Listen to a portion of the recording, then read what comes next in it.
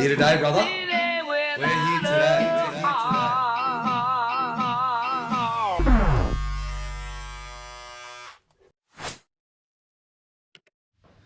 So tell me, Nathan, right? You want to speak about the online car scene.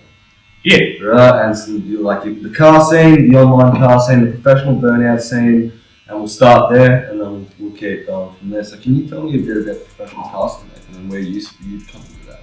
Well, I've started a long time ago, man. I've been in amongst the sort of professional burnout scene. Like, I'm not that high up myself, but I do compete in it. Like, you got to be in it to win it, as they say. As they say. Yeah, and I mean, look, I'm not in it to, make a name for myself or anything. I just like the family and the camaraderie and all that sort of stuff that comes with it. Like, they're a really good bunch of blokes. I consider most of the guys that I, go and say hello to on a regular basis when I'm at, burnout meets and like events and all that sort of stuff. Like, I consider them, like not just friends. I consider them family. Yeah. I'd probably say I would have started, as they all do, on the streets and all that sort of stuff when I was on my red peas and all that sort of stuff. But I mean, my first professional skid I did was at Sydney Dragway. It was in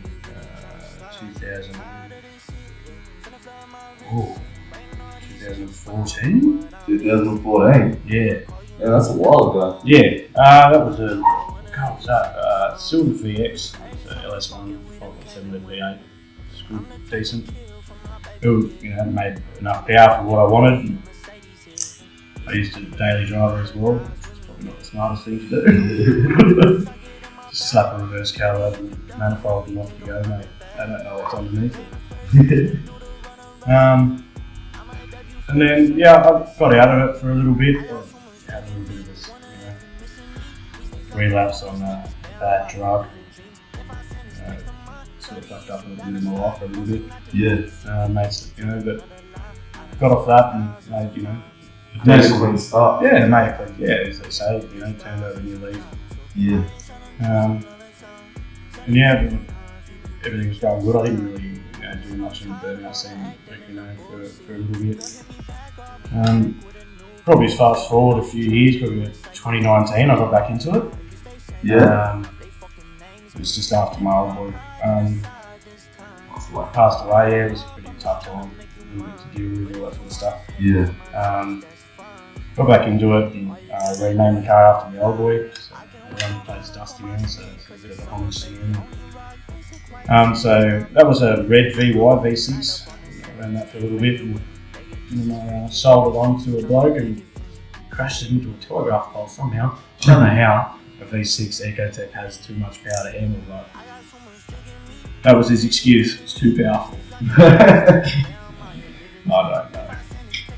But yeah, so and then I decided I'd build a Ford. That was probably the worst decision I ever made because I've never worked on Fords in my life. No, I was going to say you're more of an old dog. I don't know if you've got cars, but I've known you for a while and you've always had an old one. Yeah, and so he sat there and I ended up picking up a WA Statesman off my in-laws. It's my fiance's grandfather's car.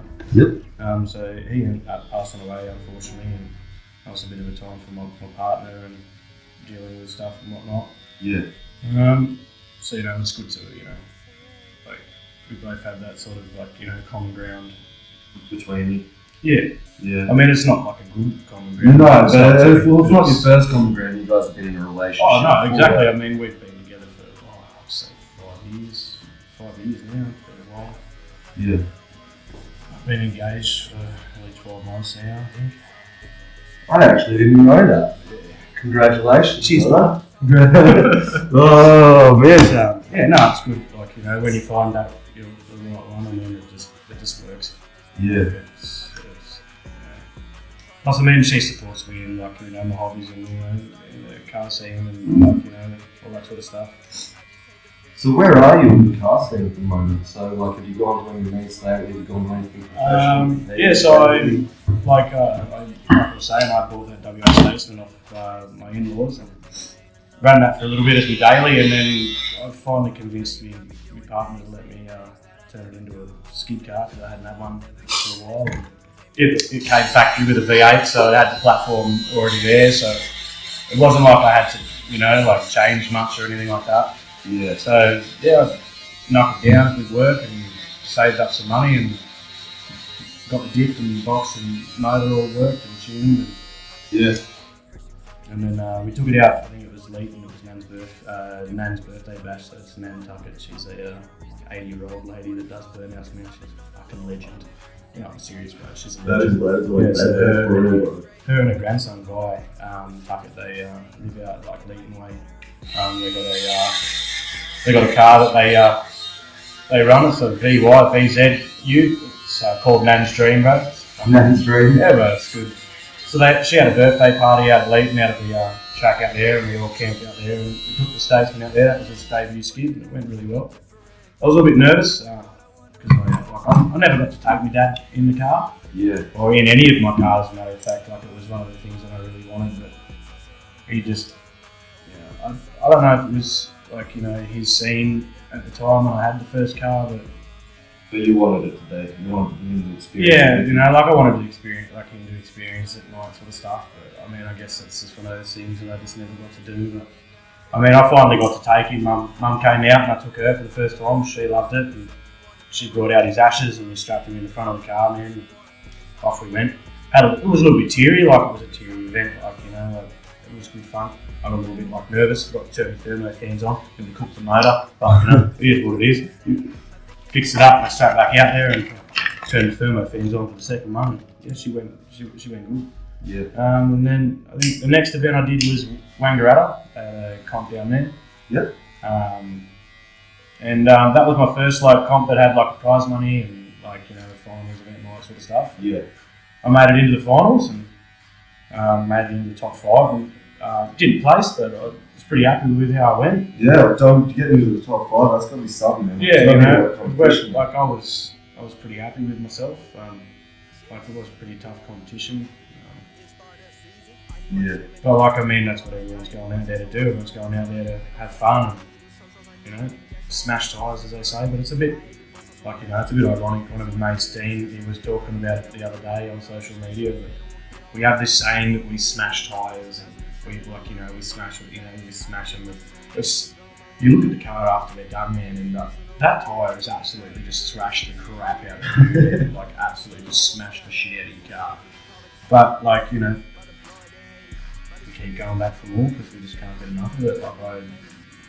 I find it therapeutic, and it's something that helps with my mental health and, situations that I'm going through. Yeah. Having those guys there, they're all family, they're always happy to, lend a hand and, a shoulder to talk to, man. There's too much of a stigma these days with, men's mental health that, not to talk about it and all that sort of stuff, man. And, you just got to break that stigma because, at the end of the day, man, I'd much rather have a mate talk to me and cry on my shoulder than carry his casket at his funeral, you know what I mean? Yeah. It's just as simple as that. Yeah, it is. It's you can't say any more on it than that, man. I'd much rather have a mate come cry to me, tell me what's going on, and try and help him through it, bro, than have to sit there holding back tears, with his family carrying his casket. It's just.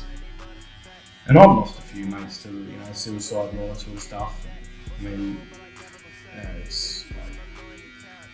it's rough. They went through a tough time, and they thought that was their only way to get out. It is what it is.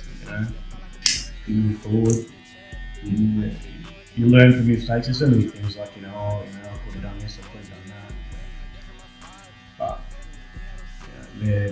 they're sort of afterthoughts, really. There's not much you can do after that, No. Yeah, you're right. The afterthought, there's not much you can do about that except for look for signs again.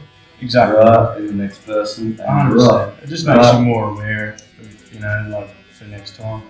And then hopefully there is never a next time. That's, it's probably one of the other things I should probably say is, you don't really want there to be a next time, but it does make you more prepared for if it was to ever happen. Yeah. But so I got the next comp is in November, I think, and down in Bego. So myself and a mate of mine, Dean, we're sort of, I guess you could say, organising, heading it, running it with Sapphire Speedway down in Bega. So it's on the 11th, which is going to be good. So take the statesman down there and stretch its oars out and push away from the swarming, as they call them, the land yacht. Well, can you tell me a bit about the car? Because, like, as I've said, I know nothing about cars. So I'm not sure where to go on that. Can you tell me a bit about your car and what its capabilities are? What you want to bring to that competition? Are you expecting to win? Are you expecting not to win? Are there so many people that you're going against? Yeah, so this one's just like a test, like you could call it a testing tune, but it's like an invitational sort of thing. Yeah. So it's just like, cut a long story short, there's a lot of people that are competing in the professional burnout scene now, and everybody has their own car, and some people have two, and trying to get into events, it's like trying to get a ticket to fucking Taylor Swift, mate. No word of a lie. Like, you've got people sitting on there waiting for the ticket drop, and this, like, the website just tanks. No one can get on, or it's just And I've missed out on a few decent events this year. Like, I missed out on Thrash and Ats, to take my own car, which was just recently, last weekend. Yeah. And I would have loved to have taken the car, but the competition to get in for a ticket was. No, so it feels like a competition because you're competing against so many other people that are on the same website at the same time. I gotcha. Yeah. So it feels like a competition, but it's not. Yeah. But yeah, so this next one at Bega, Sapphire Speedway, it's just like a test and tune sort of invitational. Like, there's no prize money or anything like that. It's just bring your car, and me and Dean sort of, we didn't want to start the event or anything to make money off it. It wasn't a profit thing or anything like that. It was pure passion. We just want to give other people the chance to be able to get in and have a go and actually get their car on the pad. And it's just, that's the cheat. Just have another place to actually go and another avenue that is an illegal avenue for people to go to. And like they say, they want to keep it off the streets and all that sort of stuff. But there isn't that many venues. Like, for us here in Canberra, there's one, and it only gets used once a year. Some nuts. And it's sad. Like, we had a whole dragway, man. It's just sitting out there getting unused, not even touched. What? We're not allowed to use it at all? It's an abandoned dragway. It just sits there. It got used for ages, bro, and then they just got abandoned. Where is it? Oh, somewhere out Hume, I'm pretty sure, out that way. So the back of Hume? I'm not too sure. I've never been out there myself, but it's just, there needs to be more places. Like, Sydney has the Sydney dragways, all that sort of stuff, Eastern Creek, all that sort of stuff. There's just no avenue for anybody else. Well, we are one of the car capitals of the country. Yeah, and it's just. It is weird. It's just stupid, bro. There's no other word for me to put it. I'm pretty, simple as they come. 3 meat and veg sort of plate, Yeah, one veg, that's what I say, 3 meats and veg, not 3 veg and meat. Three meats and veg, mate. Potato, that's it. But yeah, it's just, there's no access for people like myself here in Canberra to go anywhere. We've got to travel 3-4 hours just to go, to get the ability to go do something, to do what we want to do. Yeah. And, it's tough. It's good that we've got the door, foot in the door now with Sapphire Speedway. We've been able to get the access to there. There's the future. Do more events and all that sort of stuff. So that's positive and looking forward to it. Yeah. Yeah.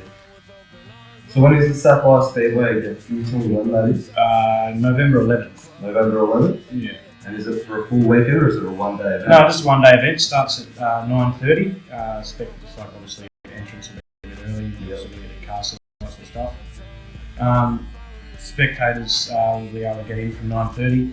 Yep. I think it's $15, and kids under 15 are free. Hey. It's till 7 p.m. Not bad. Yeah, so it's a decent, like, you know, for, I think it's 8 hours or something like that. Yeah. So it's like a decent amount of time, so it should be a good day. Yeah. Load like food vans out there, and coffee van and all that sort of stuff, so it'll be a decent event.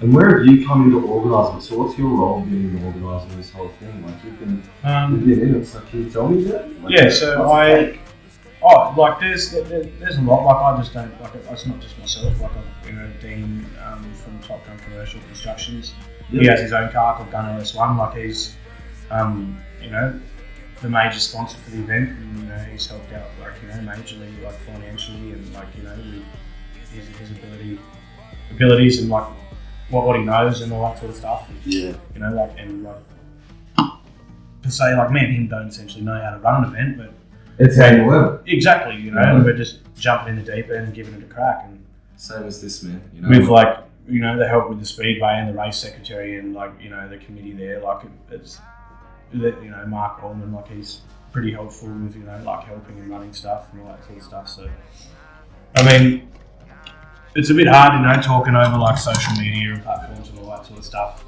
But I'm just keen to turn tyres, bro. Like that's, you know, another word to turn, like, you know, to describe it. I just want to get out there and turn tyres, have fun. Yeah. Yeah. And, you know, have fun in the car that I built. Yeah. Yeah. So the one other topic, there was another one that I wanted to breach on as well, because you do, like, you're not just in the car scene, you're also in the online car scene, you know? Yeah.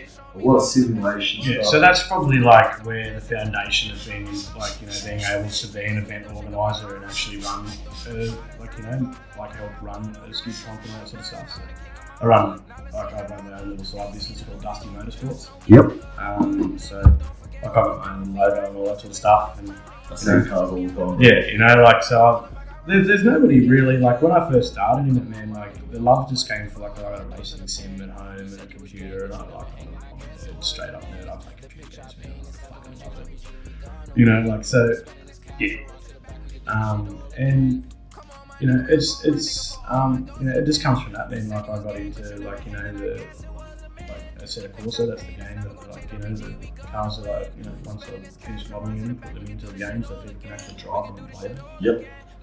That's probably another, like, thing that works in my favour, is that, you know, people actually get to drive that burnout car that they love. You know, like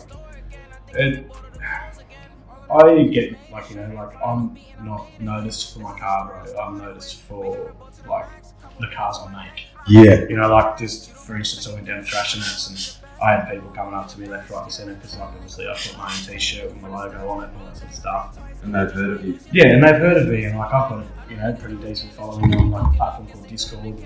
I have my own Patreon, and people subscribe to that monthly, and, you know, like, that money goes back into, you know, like, my own, like, IRL car, so I can, you know, support my own hobby, like going to skids and all that sort of stuff. And it also helps, you know, put back into, you know, making the cars and, you know, and all that sort of stuff. So it's decent, bro. Like, it's a good community. But there is, like, there's always toxic ones in there, man. Like, there's a lot of toxic people wherever you go. Online gaming. Yeah, all of it. yeah. Look, and especially in the online world, people, when they, you know, jump on in front of a keyboard, they get a lot of more confidence in themselves than what they'd say in somebody in front of their face, you know, face to face. So, I mean, you take the good with the bad, bro. But I've been in it for long enough to, you know, enjoy what I do. You know, like, nobody's really making, like, actual big name cars. You know, like, they're making, like, small, like, you know, old mate's car, like, down the street because he was, you know, did a skid on Thursday night. And, you know, like, there's those sort of crews that make their cars and all that sort of stuff. But and they're doing that online. They'll go make. Yeah. It's like, you know, like, yeah, look, it's big. It's not hard to, like, if you're computer minded and you know how to use a computer, it's not hard to, like, to learn to 3D model. Like, I learned everything. Like, not just, like, myself, like, I got taught by a bloke who lives in the UK. His name's Anthony Aho. He runs a Discord community, like 6,000 members strong, man, and, like, he taught me a lot to do with, like, Blender. And another bloke who lives in Sweden, like, by the name of, he's got a very, very unique name. I'm probably going to pronounce it wrong. Mooskles. Yeah, it's spelled Mooscles. Yeah, so Mooskles. Anyway. And the language barrier there, a little bit hard to understand, but like he knew English enough to teach me, enough. And look, I just soaked up as much as I could, like a sponge, and ran with it. And I've just gotten better and better over the years. Like I've been in it now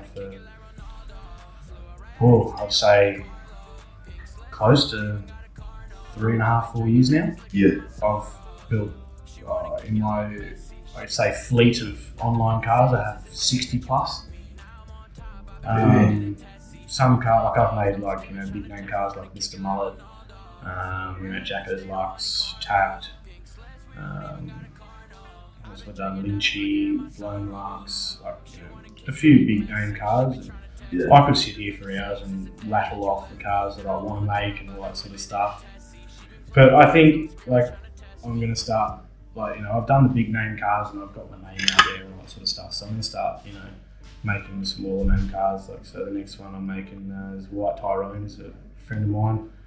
I consider family as well. He didn't have the best of luck out at Thrashing Nats. I got out there to spectate and I spent the next 4 hours under his car helping him pull a diff out. Oh no! Yeah, so it's like a family, bro. Like you see one of your boys in need and you see him struggling, bro. And you head down there and you get under the car with him, bro. Yeah, and I drove three hours to help, and I went. My original intention was to watch Thrashing Nats. When you see a mate in need, bro, and you can see he needs help, you go down there and help him. 100%, bro. Because at the end of the day, you want others to do the same for you. You know what I mean? And if you don't do that for them, they're not going to think to do it for you. Who's going to do it back? 100%, man. I think people remember that stuff.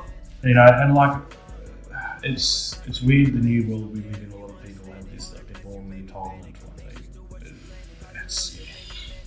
I can talk about it. Yeah. I'm 30. I'm not 32, man. I'm fucking old. I'm not old, but I grew up, without televisions and computers and stuff. So, if a 32-year-old man can learn how to make cars on a computer, mate, anybody can do it. Yeah. And and from that, from my Patreon, obviously I've been able to, run skid comps. This is the second one that I've, organised and helped out with. And the last one I, financially sponsored it and all that sort of stuff. So really, yeah, it stems from my mental health as well. It helps, having that community, having somebody just to talk to. Yeah. And I've got a little a little motto that I have on my shirt, and it's just a little bit of a homage to the burnout guys, with our own little saying for mental health, and it's just deleting head noise one set at a time. Yeah, so obviously, when we smash tyres, we call them sets. So yep. How many sets did you do today? 2 tyres is 1 set. You know what I mean? So we have our own little slang around it. Slang sort of thing. Yeah. So it works out pretty decent. Yeah. It's. What's your favourite car you've built? So you've got a fleet of all these online cars and all that. What's your favourite, or one that stands out to you the most? Jeez, there's so many, man. My favourite car I've made is mine. I'm not gonna lie. Yeah. I made my own car. I'm not gonna lie. Not to blow me, toot me own horn or anything, bro, but I love my car. And I made my own car in a computer game. So Oh, so that legit car that you showed me in that video? Yeah. No shit. Yeah. So I ended up finding a decent base model for the car from a bloke in New Zealand. Yep. And obviously he did the work himself for the base model, so I obviously paid him for his work. Obviously I'm all about supporting, people do the same thing. And, yep. Not just stealing, Oh, there's a lot of people that will just take, bro, and claim it as their own. Must be frustrating. Yeah, but that just comes back to the toxic sort of community and them being the toxic sort of people that, are contributing to that. But I'd say probably I wasn't to be biased, and not select my own car, I'd probably say Jacko's Lux. Yeah. And I've made all 3 versions of his. I've followed him for the last 3 years in building his car. So when he first had it with his Edelbrock mid-rise and all that sort of stuff, I made his car for him. Not like I originally met Jacko through a set of Corsa, like in Discord and all that sort of stuff. And I've known him for a long time now, and he's a really humble bloke. He's a good kid. He's got his head screwed on straight. As they say, women are expensive, so he doesn't have a girlfriend. No. That's why he's young. He's got a big blown Pro Charged highlight. That is more than that. Yeah, 100%. Smart man. Yeah. Smart. So I say Jacko's is probably one of my favourite cars that I've made. Except Marvin. Yeah. Yeah. That's mad, man. Because I've seen your cars for quite a while, right? I see them on Facebook all the time. You take a lot of pride, you take a lot of time in what you do. Yeah, like it doesn't, like something like most cars aren't just a quick throw together, man. It takes, some cars take, a good 3 months. I know Mr. Mullet took me over 3 months to make. Yeah. There's a lot of custom parts that obviously I couldn't, find online or purchase online or get access to. So there's a lot of scratch modelling and doing it myself. And Yeah. obviously, learning to scratch model is, people say it's hard, but it's not. If you know what you're doing and you can listen to a YouTube instruction or video, it's not hard. Puts your fucking leagues ahead of the person who's not. Oh, 100%. 100%. I love that, man. So now I want to start getting a bit of your backstory and stuff. Like, who are you, man? Tell me a bit about you now, right? Oh, I was born in Western Sydney, but I don't know much of it. I left when I was 3 months old, that's why I don't know much of it. Yeah. I grew up on the south coast of Australia, New South Wales. Yeah. Jervis Bay, beautiful place. My mum and dad worked hard for what they provided for us. Bestowed a lot of, work ethic and morals. You got to work for what you want. Not everything's given to you on a silver platter. Yeah. My love for motorsports and stuff didn't start until a later age. When I was on my P's, as a kid, I was a little bit pudgy. Yeah. I was a little big boy. Didn't have a good sort of upbringing, and growing up in school probably wasn't the best for me because I was labelled the pudgy kid, so everyone sort of bullied me as they followed that trend. Yeah, look, school's a cutthroat place when you're younger, but looking back now, it's probably one I wish I could go back. Adult was too hard. So annoying. Yeah, when I hear my nephews and nieces, on my fiance's side, say to me, "Oh, school's this, school's that. I don't want to go to school." I was looking at them, shaking my head, going, "You're an idiot. You don't know how easy it is. You don't know how. You don't have to pay interest rates. You don't wait till bills come in. Punches you in the throat." Oh, 100%. It does. Living in the new world, as they say. It's a cutthroat industry, mate. But I grew up in my parents were Christians. I didn't really see that sort. It didn't really appeal to me when I was growing up. Yeah. But they brought me up in a Christian home. Decent morals, all that sort of stuff. The old school generation have been brought up. Yeah. That's why. I had to throw that stigma of not talking, and talking to mates about stuff, and actually talking about mental health, because I grew up with that. It's weak to speak, and all that sort of stuff, and I had depression and anxiety and stress, PTSD from stuff that happened as a kid. I didn't have the best relationship with my father. And it's probably a bit of a soft topic to talk on. I still looked up to him as, he was my dad, I still loved him. Yeah. It wasn't like he was a, he would have been a bad guy, it's just relationships. I don't know, he just got along with my older brother a little bit better. They had the same sort of interests, motorbikes and all that sort of stuff. My dad was in the Navy and then left the Navy, and I think he was in the Navy for 26 years or something. Yeah. Then he got into like motorcycles and all that sort of stuff. He joined the veterans MC. A club. I call it a men's club. They're a proper motorcycle club. Like they have the proper layout in Sydney and all that sort of stuff. But Yeah. 1% of it, because they run the same layout, that they fall under the 1% council. The RMC. Yeah, I don't know how to explain. Like, if my dad was still here, he'd be able to. I'm running off information that I got told when I was like 15, man. Yeah. But yeah, no, I was into fishing and stuff when I was young, man. I still am. I love, screwing reels, tight lines. It's a good way to release stress. Unwind and just process and talk to yourself. Sometimes you do need alone time, as they say. Yeah. It's a lot better when you've got something to keep your mind occupied. It's what do they say? Food for the mind, bro. Food for thought. Yeah. Food for thought, Nathan. 100%. It's definitely beneficial. Well, that's what you're also doing for other people, that's what I want out of this, is I want people to think, get that food for thought. 100%, man. This is a good way to to digest, a lot of mental stuff, talk about things, and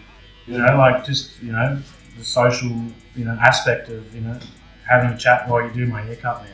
It does a lot for a bloke's mind, you know what I mean? It does a lot for anybody's mind and mental state, bro, just to have somebody to talk to. Yeah.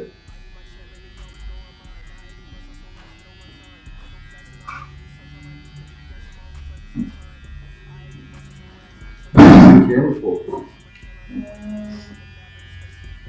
It'd be just over 5 years now. Yeah. Yeah. So where'd you come down? Obviously, Jervis Base. I moved down here after my dad passed away. Yep.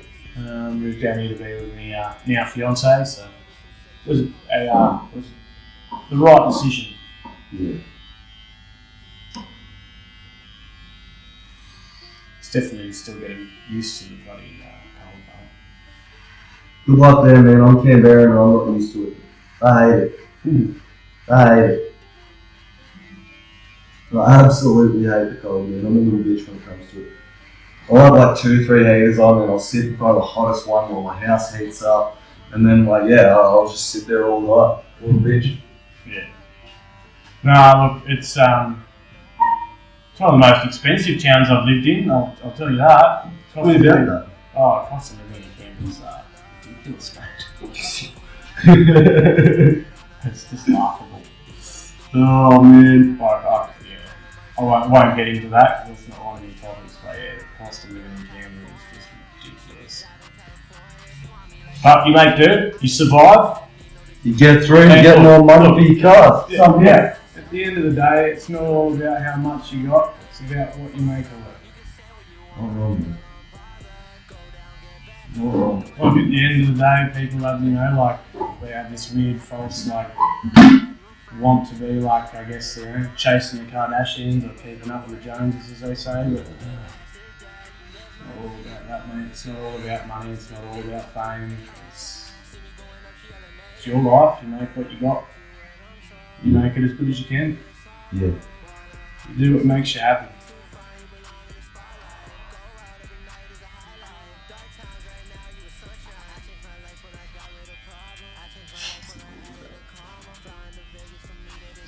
Nice and straight, mate. That's the one, man. You don't want no curvy edges on that shit.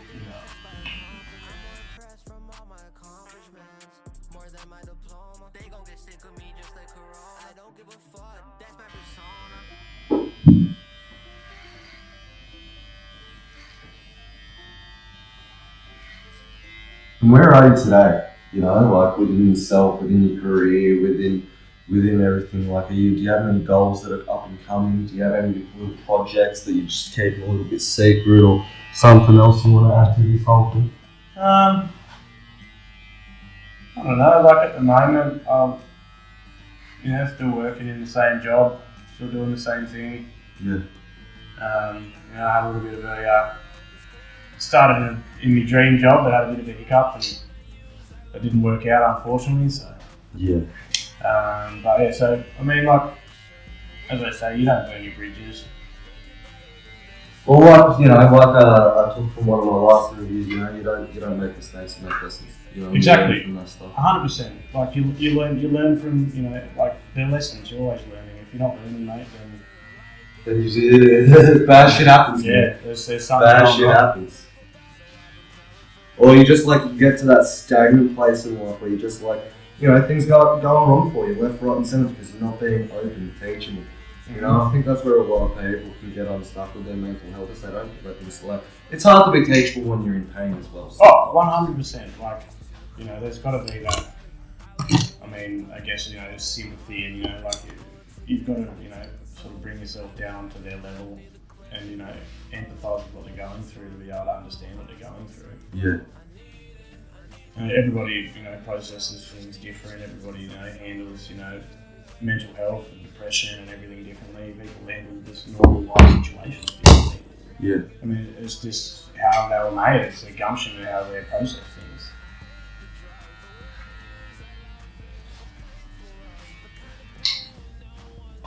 Just get you to give me a moment while I get that stuff off the lid.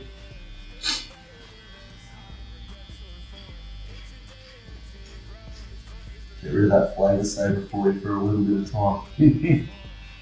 Don't take too much of it. You've been saving that Hungry Jack's for lunch today. It's going to save the egg and bacon bank, mate. The egg and bacon bank.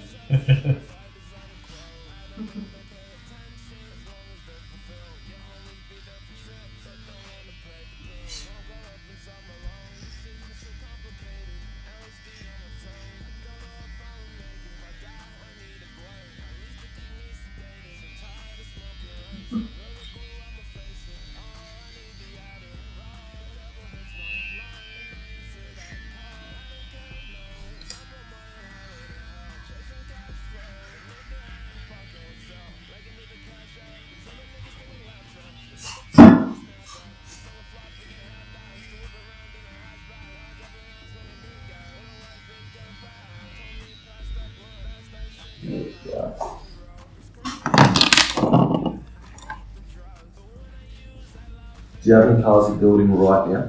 Yeah, so I've just started making a friend of mine. His name's Luke Orm, so it's a car's called White Tyrone. White Tyrone, I think you were speaking a bit on that. Yeah. Well, where are you up to? So I've done the shell. I've just got to start doing the. It's got the shell and interior, engine bays like done. There's no motor in there yet, so I've got to make up his motor and all that sort of stuff, and the little nuances he has for his car, and what he wants it to be and everything. Yeah, like I'll make it as it is, at the moment. So, like, there's this whole platform where you're driving cars online. Well, it's it's not online. Like, there's you can do online. There's servers and all that sort of stuff. Yeah. So you can host a server, add the cars onto it. And a couple of people all driving You together. can have I think it's 36 people on the server, depending on how many slots you want to pay for. Because obviously it costs money to run. Yeah. The right server and all Server that. and all sort of stuff. But you can do it by yourself. Like you can just do solo. You can just load up a car and load up a track and go for gold. I mean, like I don't just make cars. Like I've got a mate of mine. His name's Jake. He's a Canberra local Aussie. He's an absolute legend. He makes tracks for me. Yeah. So like it's not like a Dusty Motorsports. We're not just like a single sort of like it's not just me doing everything. I've got friends in the background that do stuff for me. I've got a friend over in America that does deliveries for the cars that have fancy sort of details and all that sort of stuff that I can't do. Yeah. Aussie making tracks for me. He's made a few decent tracks. I think the last skid pad he made was Leeton, so the actual IRL track. So he got photos and references from obviously different events and obviously Google Maps as well. And, yeah, there's a really cool app with Google Maps. You can use their API, which is a little bit sort of technological lingo for you. It's just like the background coding of it. It will rip the exact layout, geography. Oh shit! Yeah. Oh damn! I didn't know that. Well, I'm still a dumb fuck, that's what I heard. Oh, I mean, if you would ask me about haircuts, I'd tell you I was a dumb fuck. I wouldn't know what I was doing. Not wrong there. You know, I still don't know what I'm doing. We all have our own little niche, bro. I have no idea. Stevie wanted to do better than me, bro. I'd like to see, bro. Show him that video after, bro. Yeah, actually, that'd be pretty good. That skiff's you on that track. Oh yeah. I've got a few different videos and whatnot. So, got a friend of mine. His name's Narrator. He lives down in Victoria. He's a voice artist. Yep. He's done a few sort of like feature showcase videos for me. Done his voices over it. He's pretty good with what he does. He's pretty talented. Like he can do some funny voices. He's I mean, like honestly, I wish I could speak like somebody else or sound like somebody else.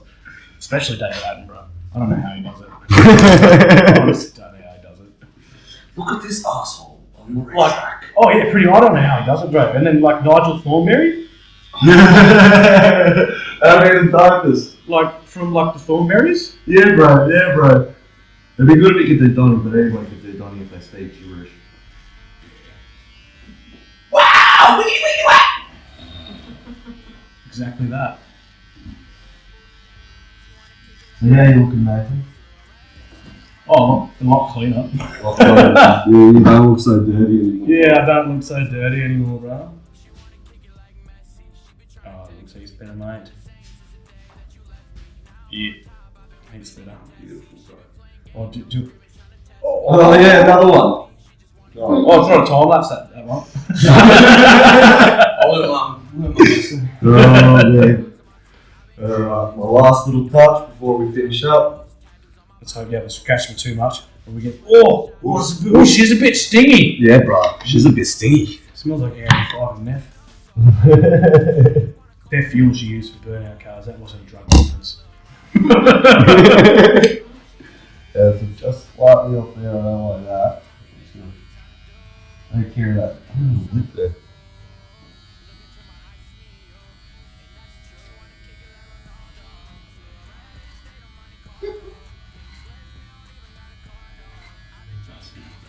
Thanks, mate.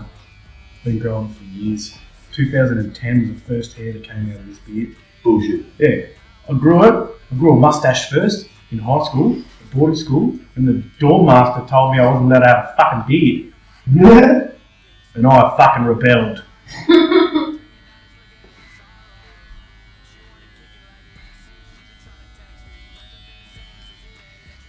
There you go, last little touches added.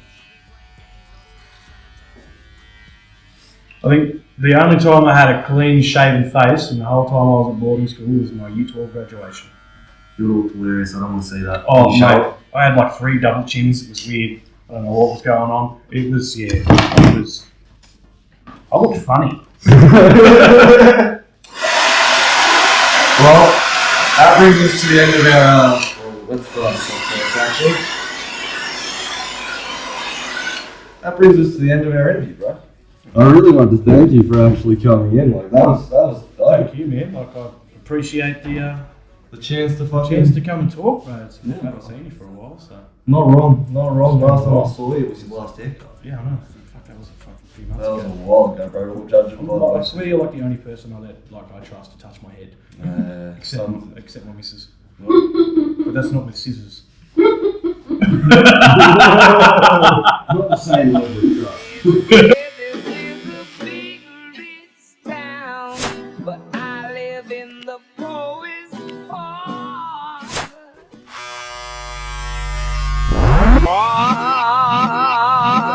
live in the poet's park. Nan's birthday bash, so it's Nan Tuckett. She's a 80-year-old lady that does burnouts, man. She's a fucking legend. Yeah, I'm serious, bro. She's a legend. Her and her grandson Guy Tuckett, they live out like Leeton Way. They got a car that